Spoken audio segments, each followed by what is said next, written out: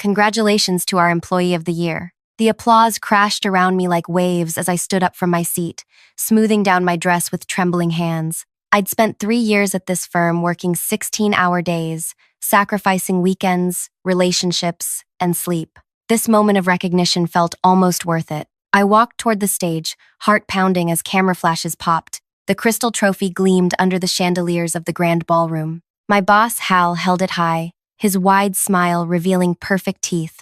300 colleagues watched as I climbed the 3 steps to the platform. A round of applause for Tess. I reached for the trophy, fingers just brushing the cool crystal when Hal suddenly pulled it back. His smile vanished, like a light switching off. "Actually," he said, voice amplified by the microphone, "I've had second thoughts." The room went silent. My hand remained outstretched, frozen in the air between us. "This award," he continued, examining the trophy, "is meant to recognize excellence, dedication, and loyalty." He looked directly at me, eyes cold, not deception. Then, without warning, he dropped the trophy. The sound of shattering crystal exploded through the ballroom. Fragments scattered across the stage, some hitting my shoes. "This was meant for someone who actually deserves it," he said, voice dropping to a whisper that somehow carried through the silent room. "Not someone who builds their success on stolen ideas." My chest tightened as if bands of steel were constricting around my lungs.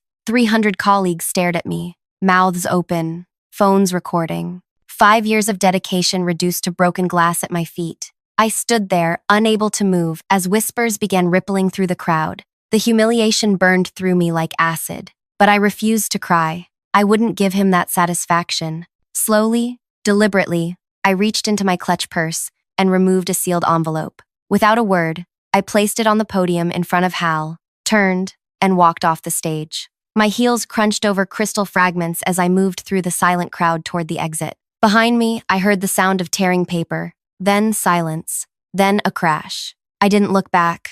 Before I continue this story, if you're enjoying it so far, please hit the like button, drop a comment about what you think Hal might find in that envelope, and subscribe to hear more stories like this. I promise the ending will be worth it. My name is Tessa Vila. Until 3 weeks ago, I was the lead research chemist at JDW Scientific. I specialized in developing protective coatings for historical artifacts, the invisible barriers between priceless treasures and the ravages of time and environment. I'd always been drawn to preservation, to protecting beautiful things from decay. The irony of what happened isn't lost on me. I grew up in a small apartment above my grandfather's watch repair shop. While other kids played video games, I watched him disassemble intricate mechanisms, learning precision and patience. "Time reveals truth," he would say, peering through his loupe at tiny gears. "All you need is to wait and observe." This philosophy served me well in chemistry, where reactions happen in their own time, revealing their secrets only to those patient enough to watch. I was patient, I observed, and what I observed at JDW would eventually change everything. My first 2 years at the company were unremarkable. I worked diligently, developing standard coatings for museum displays. Then came the Porter Museum crisis. Their entire collection of ancient textiles was showing signs of degradation despite supposedly state-of-the-art protection. They needed a solution fast, and our team was tasked with creating it. Hal assigned the project to his favorite researcher, Owen, giving him access to our best equipment and unlimited resources. I was told to assist, but not lead. "Owen has the experience for this," Hal explained when I questioned the decision. "Just support him however he needs." So I did. For weeks, I watched Owen test compound after compound, all failing to provide the balance of protection and visibility the textiles required. The museum was getting anxious, Hal was getting irritable, and I was getting an idea. Late one night, after everyone had left, I returned to the lab.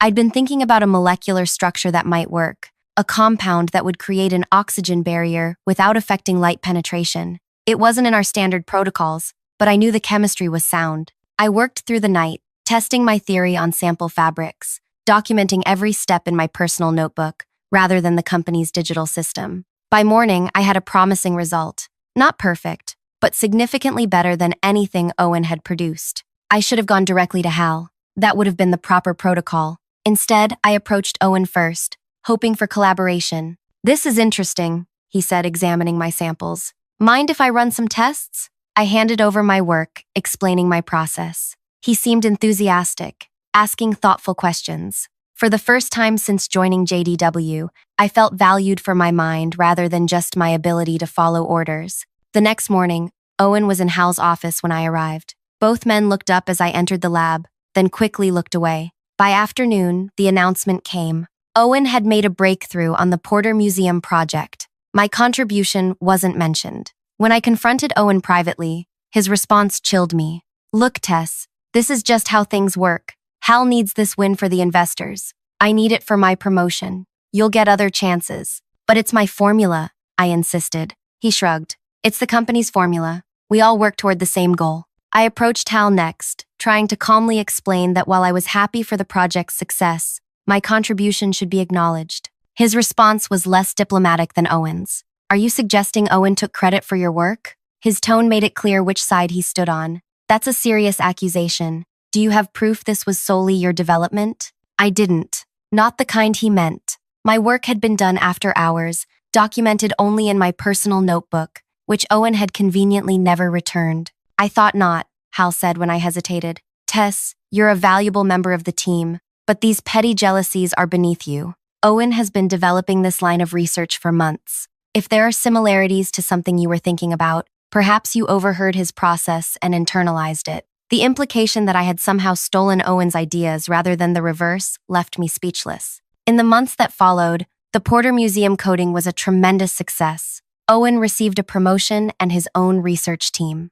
Hal received accolades from the board, and I received a lesson in corporate politics I wouldn't forget. I considered quitting, but jobs in specialized conservation chemistry were scarce. Instead, I changed my approach. I became more guarded with my ideas, documenting everything meticulously in ways that couldn't be easily appropriated. I created backups of my work, storing them away from company servers, and I watched. I observed how Hal operated, how he selected favorites, how he built his reputation on other people's innovations. I wasn't the first researcher he'd exploited, but I was determined to be the last. The opportunity came unexpectedly with the National Gallery contract. They needed a new display system for their Renaissance paintings collection, one that would prevent the subtle yellowing that occurred with standard protective coatings. It was the largest contract in JDW's history, and Hal was determined to secure it. "This could transform our company," he announced in the all-hands meeting. "I need everyone's best work. The researcher who develops a successful solution will not only lead the implementation team, but will be recognized as our Employee of the Year." The timing was perfect. For the past year, I had been working on a side project, a molecular structure that created an invisible barrier with superior UV protection while remaining completely clear over time. It was nearly ready for testing. Rather than working in the JDW lab, I rented time at a university research facility across town, paying from my savings. There, I perfected my formula, documenting every step with witnessed lab notes, timestamps from the university's system, and video recordings of my process. Meanwhile, at JDW, I worked on a different approach, one that was innovative but not revolutionary. It was good enough to keep Hal interested, but not so impressive that he would be tempted to claim it as his own before I was ready. "How's progress?" he would ask, hovering near my station more frequently as the deadline approached. "Promising," I'd answer. "I'm testing variations of a polymer blend that shows potential." He'd nod, eyes scanning my workspace. "Keep me updated." I noticed him paying particular attention to my lab notebook, the decoy one, I left prominently on my desk. The real documentation was never brought to JDW. 2 weeks before the National Gallery presentation, I arrived early to find my workstation had been disturbed. Files were slightly rearranged, equipment positions shifted. My decoy notebook had been moved about an inch from its usual position. The security cameras in the lab had mysteriously malfunctioned that night. That evening, Hal called me into his office. "Tess, I've been reviewing everyone's progress on the National Gallery project." He leaned forward, hands clasped on his desk. "Your approach is interesting, but I'm concerned it won't meet their specifications." "I understand your concerns," I replied carefully, "but I believe the final results will speak for themselves." He studied me for a moment. "You seem very confident." "I am." What happened next confirmed everything. The next morning, Hal announced he would personally oversee the final development phase of the National Gallery proposal. He installed himself in the main lab, reviewing everyone's research, paying special attention to mine. 3 days later, he called another company meeting. After reviewing all approaches, I've decided to pursue a new direction for the National Gallery proposal, he announced. Based on some preliminary work by various team members, I've developed an enhanced polymer structure that should solve the yellowing issue completely. The formula he outlined was a simplified version of my actual innovation, clearly based on glimpses he'd seen in my decoy notebook, but missing the crucial molecular alignment that made my true solution effective. I'll be leading the presentation to the National Gallery personally, he concluded. And I'm pleased to announce that our Employee of the Year will be revealed at the company gala next month. I couldn't help but smile. The trap was set, and Hal had walked right into it. The real question was, what would I find in that envelope when I opened it after the gala? And would it be enough to finally expose Hal for what he really was? The gala was 3 weeks away, giving me time to prepare the final phase of my plan. I returned to the university lab that night and ran the comprehensive tests I needed to document the effectiveness of my true formula. The results exceeded even my expectations. A completely transparent coating that prevented UV degradation without any yellowing,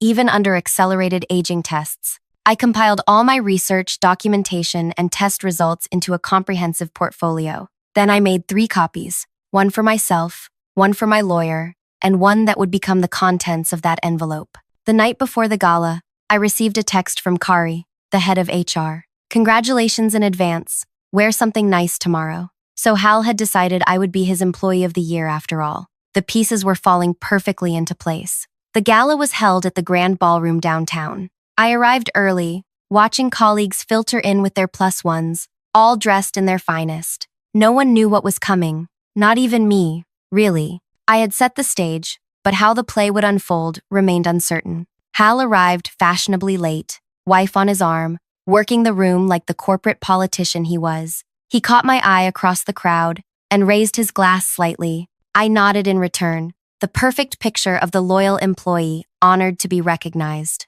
Dinner was served, speeches were made, then came the moment. Hal took the stage, trophy in hand, and called my name. And you know what happened next? The shattered crystal, the public humiliation, the envelope. What you don't know is what happened after I walked out. I made it to my car before the first tears came, hot and angry. I allowed myself exactly 5 minutes to feel the hurt, the rage, the indignity. Then I wiped my face, started the engine, and drove to the one place I knew I could think clearly, my grandfather's old shop. The space had been converted to a small apartment after he passed, but I'd kept his workbench in the corner. I sat at it now, feeling the worn wood under my fingers, hearing his voice in my head. Time reveals truth. My phone vibrated constantly, colleagues expressing shock, offering sympathy, asking questions I wasn't ready to answer. I turned it off. Whatever was happening back at the gala, I would learn about it soon enough. The next morning, I woke to 37 missed calls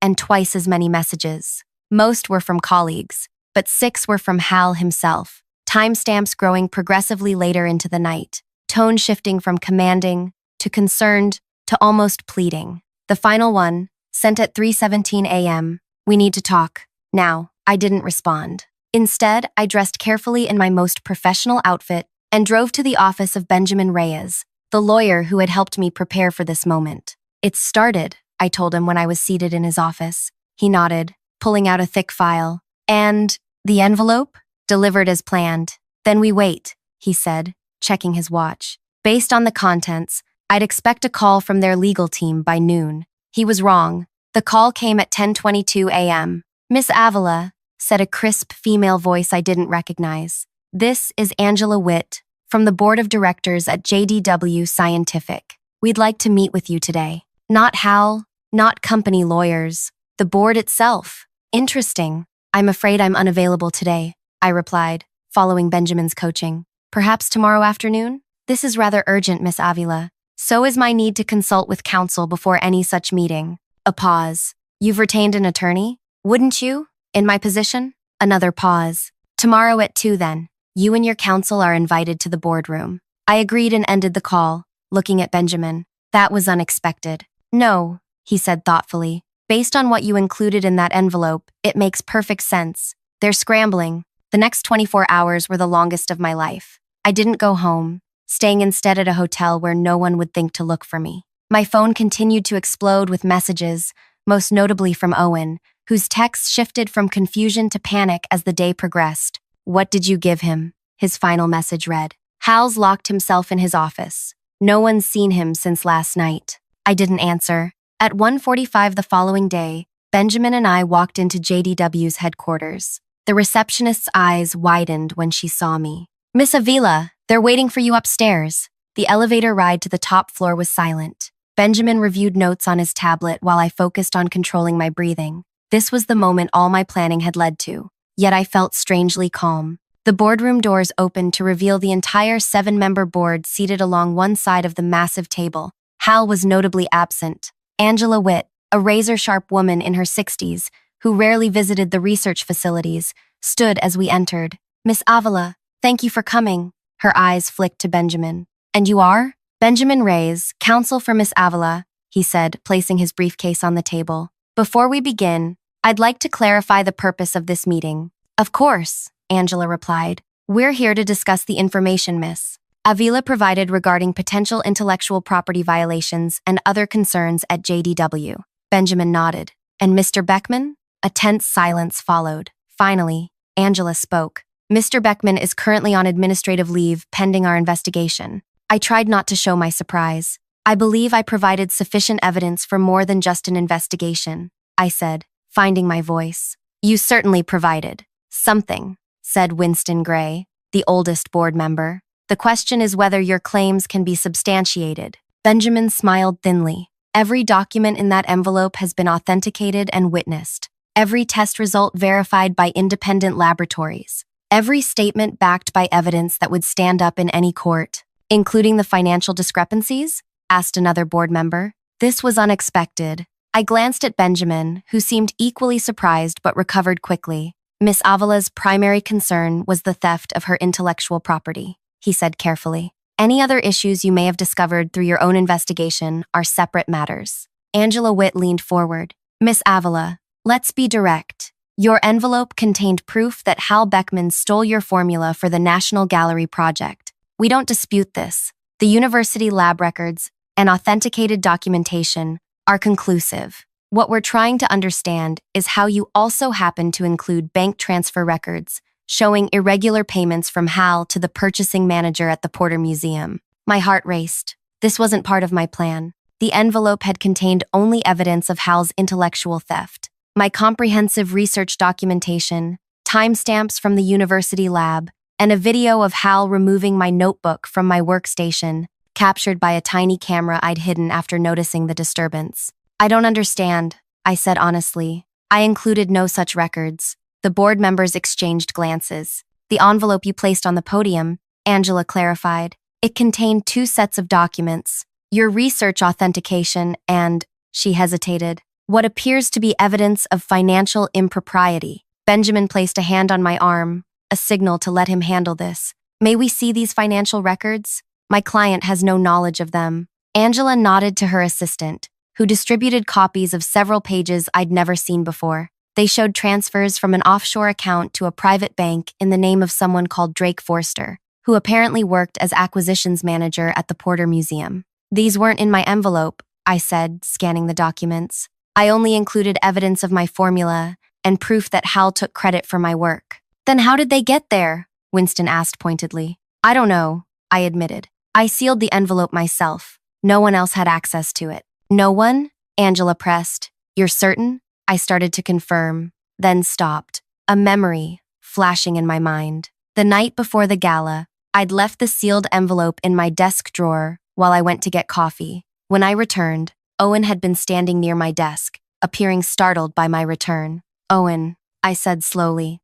"Owen might have had access to my desk briefly the night before the gala." "Owen Palmer?" Angela asked sharply. "Your colleague who received credit for the Porter Museum formula?" I nodded, pieces suddenly connecting. Yes, he was promoted after the Porter project, given his own research team. He worked closely with Hal on all major accounts after that. Angela and Winston exchanged glances. "Mr. Palmer came to us this morning," Angela said carefully. "He expressed concerns about Mr. Beckman's business practices and offered his full cooperation with our investigation. How convenient, Benjamin commented dryly. Indeed, Angela replied, especially since our preliminary audit suggests Mr. Palmer was a signatory on one of the accounts in question. The realization hit me like a physical blow. He's trying to save himself by throwing Hal under the bus, and possibly implicating you in the process, Benjamin added quietly. These financial documents appearing in your envelope could suggest you were part of whatever scheme they were running. I felt a chill. My carefully constructed plan had somehow become entangled in something much larger and more dangerous. What had started as an effort to reclaim my stolen work had uncovered what appeared to be actual criminal activity. I know nothing about any financial impropriety, I stated firmly. My sole concern was the theft of my intellectual property. I can prove the development timeline of my formula and Hal's subsequent appropriation of it. We believe you, Angela said, surprising me. The timestamps on your research don't lie, and the university lab security system provides clear evidence of your independent work. What's more, the video of Hal taking your notebook is damning. Then why am I here? I asked. If you've already concluded my claims are valid, Winston cleared his throat. Because, Miss Avila, we find ourselves in a delicate situation. The National Gallery contract represents 30% of our projected revenue for the next fiscal year. That contract was secured based on a formula that, legally speaking, belongs to you, not JDW. Now I understood. They weren't concerned about justice. They were worried about their bottom line. Additionally, Angela continued, if news of potential financial impropriety were to become public, it could trigger investigations that would jeopardize all our major contracts. So what exactly are you proposing? Benjamin asked, his tone making it clear he anticipated an unsatisfactory answer. Angela leaned forward. We want to offer Miss Avila a settlement, full recognition as the inventor of the coding formula, a substantial financial package, and a senior position within the company,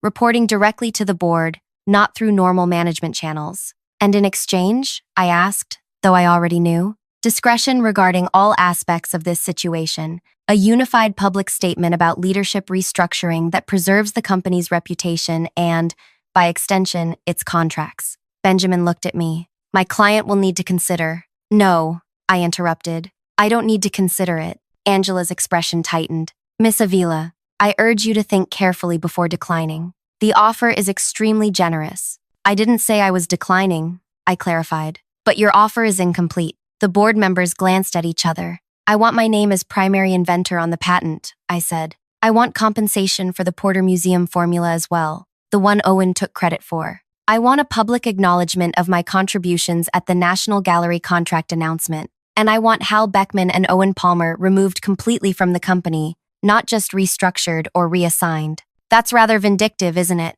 Winston commented. I met his gaze steadily. Is it vindictive to want thieves removed from positions where they can continue stealing? Is it vindictive to want recognition for years of my work? Would you consider it vindictive if your contributions were systematically attributed to someone else? Angela studied me for a long moment. Your terms regarding the patents and compensation are acceptable. The public acknowledgement can be arranged. As for Beckman and Palmer, the board has already decided their futures with JDW are untenable, though for reasons beyond just the theft of your intellectual property. I nodded slowly. Then we have an agreement, pending formal terms drafted by our respective legal teams. There's one more thing, Angela added. We'd like you to take over as Director of Research, effective immediately. The team needs leadership, and your credentials, both scientific and ethical, make you the obvious choice. The irony wasn't lost on me. 3 days ago, I'd been publicly humiliated. My award literally shattered at my feet. Now I was being offered the position I'd worked toward for years.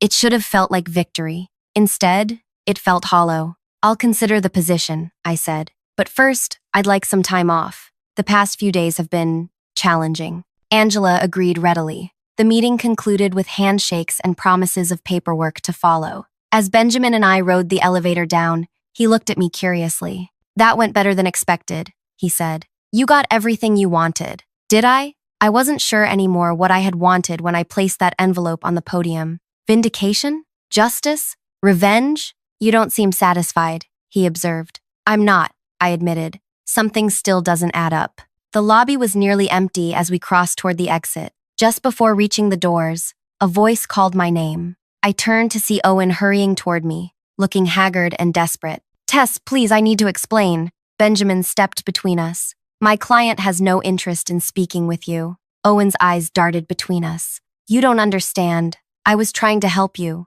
Those financial records were a clumsy attempt to save yourself by implicating me along with Hal. I finished. The board has already figured that out. No! His voice rose, drawing attention from the security guard near the entrance. Listen to me. Hal wasn't just stealing ideas. The money from the Porter Museum is something you should discuss with the authorities, Benjamin interrupted firmly. Not with someone you've already tried to frame. We moved toward the exit, but Owen grabbed my arm. Tess, he's dangerous. When he realizes what's happening, remove your hand, I said quietly. Now, he let go, stepping back as if burned. You think this is over, but it isn't. Hal has connections. He won't go down alone. We left him standing there, his warning following us out into the bright afternoon sunlight. Should we be concerned? Benjamin asked as we walked to his car. I considered this. I'm not sure. It could be another manipulation. Or, I trailed off, remembering Hal's face when he opened the envelope.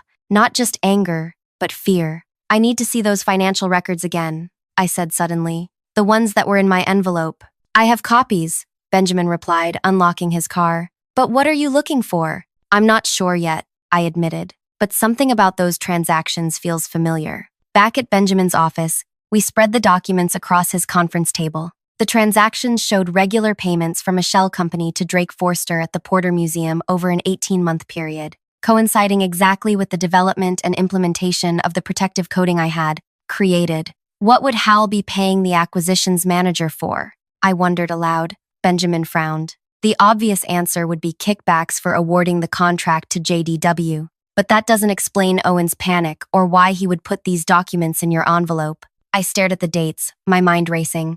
Unless the payments weren't kickbacks. What if they were bribes to ignore something about the coating itself? Like what? I don't know, but I pulled out my phone, searching through old emails until I found what I was looking for. A news article from 6 months ago about the Porter Museum collection. Here, the museum announced a special additional restoration grant for their textile collection due to unexpected preservation challenges. This was just a year after our coating was applied. You think the coating failed? Benjamin asked. No, I said slowly as the pieces aligned in my mind. I think it was designed to fail. Why would Hal deliberately provide a defective product? Because JDW also owns Restoration Technical Services, I explained. They're separate companies on paper, but the same parent corporation. If artifacts protected by JDW's coating began deteriorating, who would get the lucrative restoration contract? Benjamin's eyes widened. That's diabolically clever. But how would Hal ensure the coating would fail?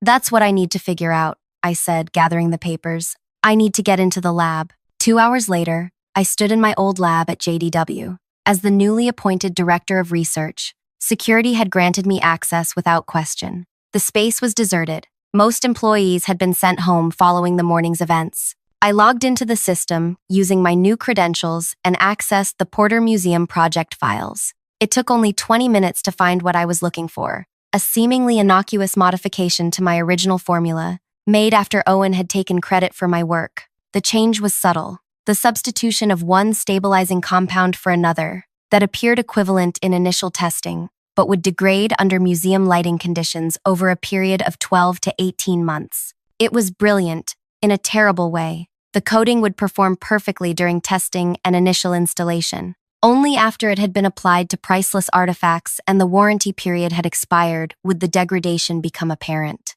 By then, emergency restoration would be the only option, restoration that would cost 3 times the original preservation work. I downloaded the files to my secure drive and called Benjamin. I found it, I said without preamble. Proof that Hal deliberately altered the formula to fail after installation. This wasn't just intellectual theft. It was fraud on a massive scale. This changes everything, Benjamin replied. The board needs to see this immediately. No, I said, an idea forming. Not yet. There's something I need to do first. The next morning, I walked into the National Gallery, carrying a portfolio case and my personal laptop. I'd called ahead, requesting an urgent meeting with their conservation director, explaining only that it concerned their pending contract with JDW. Dr. Irene Mayfield met me in her office, her expression guarded. Miss Avila, this is unexpected. Thank you for seeing me, I said, sitting across from her desk. I believe you're about to finalize a contract with JDW Scientific for a new preservation system for your Renaissance collection.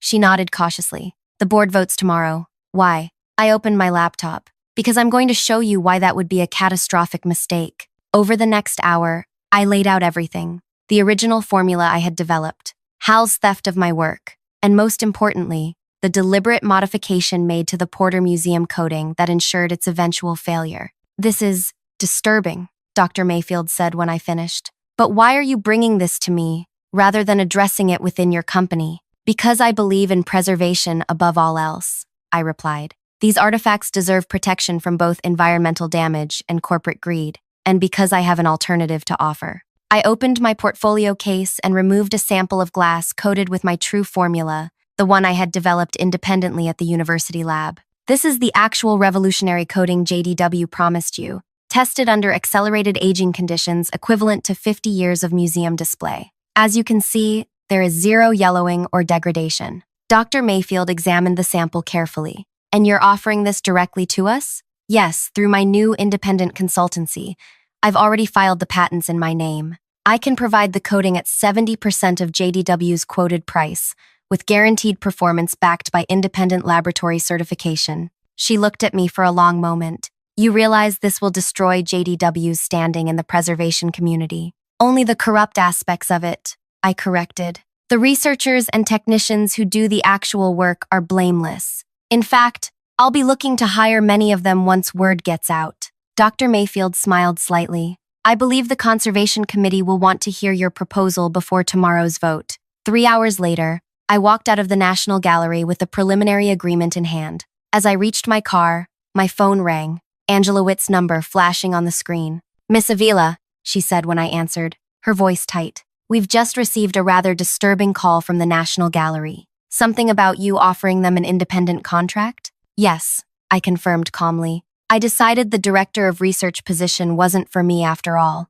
I prefer to work independently now. This is a violation of your non-compete clause, she said sharply. Actually, it isn't, I replied. My agreement with JDW pertained to the formulas I developed while employed there. This coding was developed independently, on my own time, with my own resources. The university lab records prove it. The board will view this as a hostile action. The board should view it as a wake-up call, I countered. I've discovered how Hal and Owen were planning to defraud the National Gallery the same way they did the Porter Museum. I have all the evidence, including the deliberately modified formula designed to fail after installation. Silence stretched over the line. When were you planning to share this information with us? She finally asked. I'm sharing it now. Check your email in 5 minutes. You'll find everything you need to salvage what's left of JDW's reputation, though I suggest starting with a thorough audit of Restoration Technical Services client list. I ended the call, feeling lighter than I had in years. As I drove away from the National Gallery, I thought about Hal's face when he shattered that crystal trophy. The contempt in his eyes, the absolute certainty of his power. I wondered what his expression looked like now, as his carefully constructed empire crumbled around him. As the prestigious institutions he'd courted turned away in disgust. As his corporate board discovered the full extent of his schemes. I hadn't just reclaimed my work or my reputation. I'd built something new, something honest, from the broken pieces he had left me with.